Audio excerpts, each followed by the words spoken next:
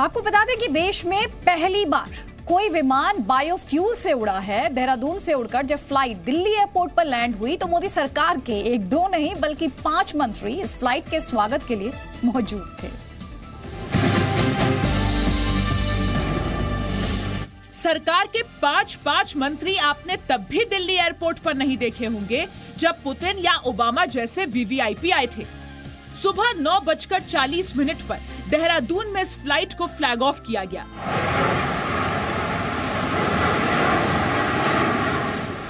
और 45 मिनट में Delhi international airport के टर्मिनल 2 पर इसके लैंड करते ही देश में बायोफ्यूल क्रांति का नया दौर शुरू हो गया।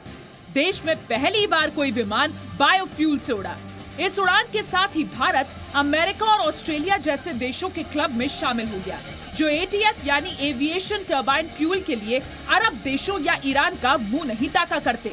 देहरादून से दिल्ली की इस फ्लाइट में 25% बायोफ्यूल और 75% सामान्य एटीएफ था। जेट्रोपा यानी रतनजोत के बीजों से ये biofuel Indian institute of petroleum Dehradun ने बनाया। 20 वैज्ञानिकों ने 2 टन रतनजोत के बीजों से ये बायोफ्यूल तैयार किया। भारत में रोजाना 600 विमान उड़ान भरते हैं। एविएशन इंडस्ट्री का फ्यूल बजट सालाना 30,000 करोड़ रुपए है।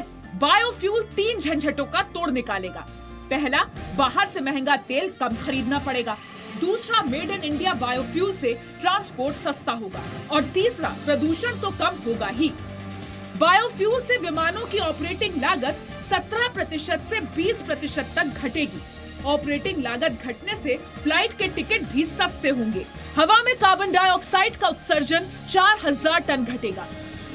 देश की एविएशन इंडस्ट्री में देश की क्लीन एनर्जी, बायोफ्यूल एनर्जी की दुनिया में ये एक बहुत बड़ी उपलब्धि है। पेट्रोलियम मिनिस्ट्री जल्द ही देश के सामने नया बायो एटीएफ पॉलिसी लेके आएगा। देश का एविएशन सेक्टर 20% की रफ्तार से बढ़ रहा है। अनुमान है कि 2035 तक भारत की एविएशन इंडस्ट्री दुनिया में सबसे बड़ी होगी। सरकार के इरादों पर यकीन करें तो वो दिन दूर नहीं जब पूरा सिस्टम बायोफ्यूल पर होगा। प्लेन नहीं, ट्रेन, ट्रक और स्कूटर भी। देहरादून से मयंक राय और दिल्ली से प्रकाश प्रियदर्शी के साथ ब्यूरो रिपोर्ट, जी मीडिया।